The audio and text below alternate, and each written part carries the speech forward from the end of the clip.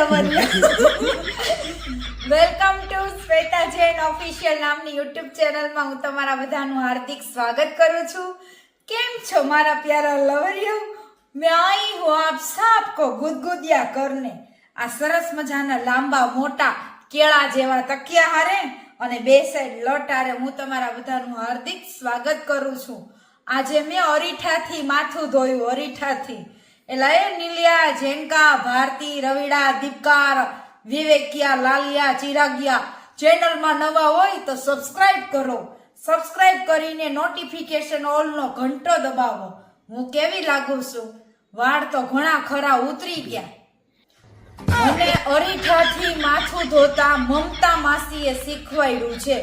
મમતા માસીએ કે અરીઠાથી માથું ધો એટલે તારા મોટા વાળ પતલા જાડા થઈ જાય। થેન્ક યુ મમતા માસી।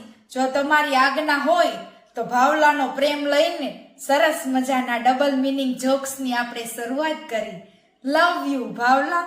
ચેનલને સબસ્ક્રાઇબ કરી લે। ચાલો શરૂઆત કરીએ આપણે। લવરિયાઓ, અત્યારે કોઈના છૂટાછેડા થતા નથી। શિયાળો છે ને એટલે ઘરવાળો ને ઘરવાળી રોજ રાત્રે પલંગ તોડ પ્યાર કરે છે, પલંગ તોડ।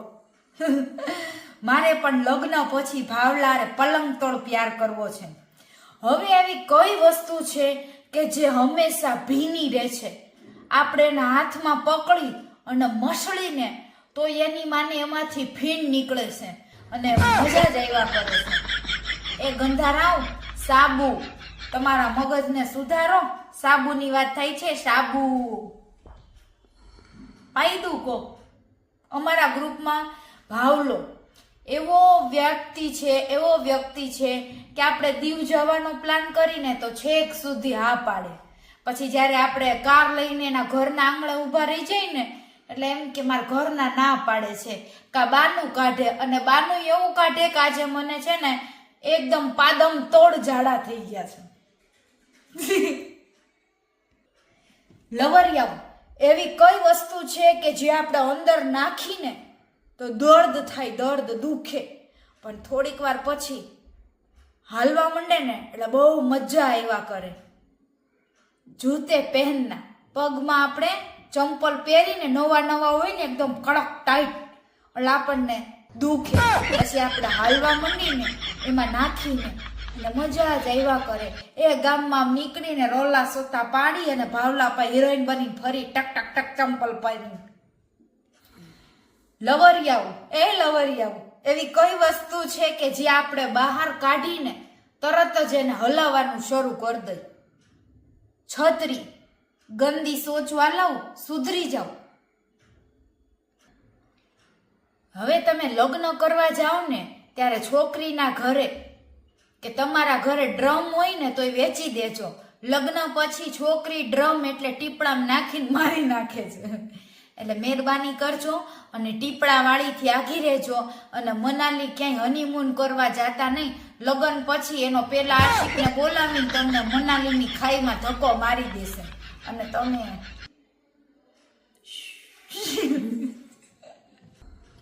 છોકરીઓનો પગ ઊંચો કરીને શું નાખવામાં આવે છે? પગમાં બૂટ। તમે જે સમજો છો ને એ બીજા નંબર ઉપર છે। હવે મોસમ ને વાતાવરણ છે ઇમરાન હાશમી જેવું, કોકને બક્કા ભરવાનું, અને જિંદગી છે સાલી સલમાન ખાન જેવી, વાંઢા રહેવાની, એકલા હલાવવાની। હલાવો, મોજ કરો, તમારી ગાડી હો। હવે એવી કઈ વસ્તુ છે કે જે છોકરી પહેરે છે અને છોકરો ખાય છે? છોકરી પહેરે છે અને છોકરો ખાય છે, એ છે ચંપલ। છોકરી પહેરે અને છોકરો ખાય। એવી કઈ વસ્તુ છે છોકરી પેલા એના મોઢામાં નાખે પછી બહાર કાઢે અને થૂકી નાખે? ચ્વિંગમ। તમે જે સમજો છો ને એ બીજા નંબર ઉપર આવે। હે લવરિયાઓ, રમેશ મહેતા સ્પેશિયલ જોક્સ। એવી કઈ વસ્તુ છે કે જે છોકરી પકડે અને ઊંચું નીચું કરે? એકદમ કઠણ પકડે, ઊંચું નીચું કરે, શું છે? અરે સ્કૂટરનું હેન્ડલ। એવી કઈ વસ્તુ છે કે જે અંદર જાતાની વેત જ ટાઈટ થઈ જાય, જેવું અંદર જાય ને એવું કડક થઈ જાય? અરે સુધરી જાવ લવરિયાઓ, ભાવલા સુધરી જા. સ્ક્રૂ ડ્રાઈવર થી જેવો સ્ક્રૂ અંદર નાખીને એવો ટાઈટ થઈ જાય અને તમારો કબાટ સરસ ફિટ થઈ જાય. છોકરો છે ને ધીમે ધીમે અંદર નાખે તોય છોકરી એમ કે હજી અંદર નાખો ને, હજી એકાદું એવું લેતા હો ને અંદર નાખો ને. અરે હાથની હોનાની વીંટી, તમે શું સમજા ગાંડાવ? એકવાર છોકરાએ છોકરીને કીધું કે જાનુ મને દેને તારો હાથ, અંદર નાખીને પહેરાવા દેને બંગડી. એકવાર વીરુ કાજલ માટે બંગડી લઈને ગયો તો કાજલને કે જો હું તારા માટે બંગડી લાવ્યો. કાજલી કે તું જ પહેરાવી દે ને વીરુડા. વીરુ કે એમ તો હું તારા હાટુ સડીએ લાવ્યો છું. ત્યાં તો કાજલીએ ધીબેળી નાખ્યો વીરુને. હાલ વીરુ એના ઘરે છે, પેટી ઉપર આરામ કરે છે. એકવાર વીરુના બાથરૂમમાં એના પપ્પા નાવા માટે ગયા, ત્યાં લોપટીને હેઠા પડ્યા અને બહાર આવીને કીધું, હા નક્કી વીરુના લગ્ન કરાવવા જોશે, મારો દીકરો તો મોટો થઈ ગયો, સયાનો થઈ ગયો. તરત વીરુએ એના પપ્પાને સાઈડમાં બોલાવીને કીધું કે બાપા, મારા કીધે માથામાં નાખવાનું શેમ્પુ ધોળાઈ ગયું તું, એવી કોઈ વાત નથી, મારે લગ્ન કરવાના થતા નથી. ભાવલો કે છે કે અમુક ભાભીઓનું ફિગર એવું હોય ને કે આપણી પહેલા તો આપણો નાનો ભાઈ એને જોતા તરત ઊભો થઈ જાય. આ નાનો ભાઈ એટલે હું કોમેન્ટ કરીને કહો તો. એકવાર એક સુંદર સરસ મજાના બબીતા ભાભી ડોક્ટર પાસે ગયા. એ કે ડોક્ટર સાહેબ, મારા પતિનો ઊભો નથી થતો, કઈ કરો ને, જોવો ને, મારા પતિ ઊભા નથી થતા, જોવો ને. ડોક્ટર કે એકવાર તમે મોઢામાં લઈને ટ્રાય કરો, ઊભું થઈ જશે. તો એ બબીતા ભાભીએ ડોક્ટરને માર્યો અને એમ કીધું, મારા પતિનો હાથ અને પગ ઊભો નથી થતો. એનું કહું છું ગાંડા, તાં તો કે મોઢામાં ટ્રાય કરો ને આવું કરો ને નકટાવ. એકવાર એક છોકરો લેસન કર્યા વગર સ્કૂલમાં ગયો. તરત જ ટીચરે કીધું કે આજે તે લેસન નથી કર્યું અને તારી બાજુની બેન્ચમાં બેઠેલી છોકરીએ લેસન નથી કર્યું. આખા ક્લાસમાં તમે 2 જણાય લેસન કરી ન થાવ્યા, તમને બેયને શું સજા આપું? તરત જ છોકરો બોલ્યો, અમને બેયને નાગા કરીને બાથરૂમમાં પૂરી દો, એ અમારી સજા, અને લાઈટું બંધ કરી દો. એકવાર હાચીન ખોટી શાયરી બોલવા વાળા ભાવલાએ એની ગર્લફ્રેન્ડ જાનવીને કીધું કે જાનવી, તારું ગૃહ કાર્ય પતી ગયું હોય, તારા મા બાપ સંસારની સારી વસ્તુ લેવા બારે પધારેલા હોય, તારા ઘરે કોઈ ના હોય તો હું આવવાની કરું? તરત જ જાનવીએ કીધું, સીધે સીધું કેને ડોફા કે તને મન થાય છે તારે મારી એકલતાનો લાભ ઉઠાવવો છે.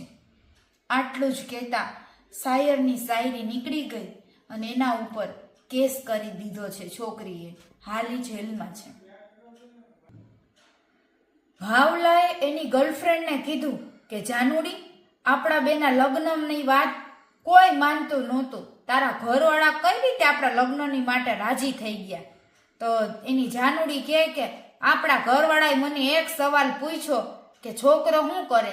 મેં કીધું છોકરો પેટમાં લાતું મારે છે, એટલે લગ્નની હા પાડી દીધી. ભાવલાભાઈ લગ્ન પહેલા જ રિચાર્જ કરી દીધું. એક ભાઈએ ફેસબુકમાં સ્ટેટસ મૂક્યું, શુક્ર કરો કે મારી કોઈ મુમતાઝ નથી, નહીતર ગલી ગલીમાં એક તાજમહેલ હોત. તરત જ એની પાડોશીએ ભાભીએ કીધું, પેલા ઘરની મૂતેણીની દિવાલ હરખી કરી નાખ, બહુ વાઈસ આવે છે, અને તારી બાયરીની કારી કારી જોઈને હવે હું કંટાળી ગઈ છું. વંડી કોક ઠેકીને છોકરાઓ જોવે છે, મૂતેણીની દિવાલ હરખી કરી નાખ. પછી તાજમહેલ બનાવીને વાત કરી. એકવાર એક ભાઈ વિદેશથી પત્ની લઈને આવ્યા.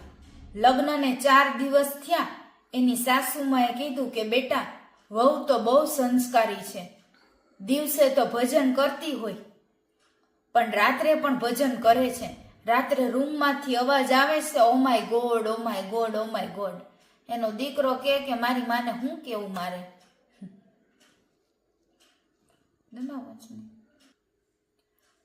છોકરી એક વ્યક્તિ સામે પોતાના બધા કપડાં લઈને જાય છે અને જરા પણ શરમાતી નથી અને માપ પણ લઈને બતાવે છે. બોલો કોણ છે એ?